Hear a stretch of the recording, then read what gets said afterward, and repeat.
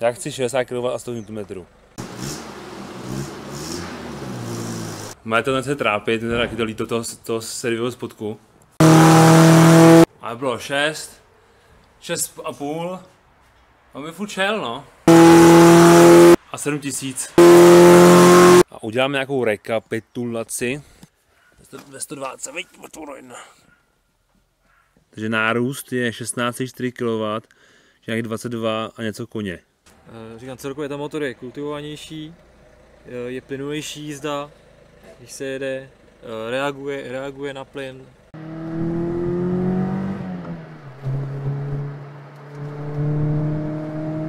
Tuto řekne brzda a prdel mi řekne, že prostě ten motor reaguje mnohem líp. Klika ven a válce ven a hlava dolů. Vodu tu nemají, pivo tu nemají, ruce umět nemůžu, špinavý jsem.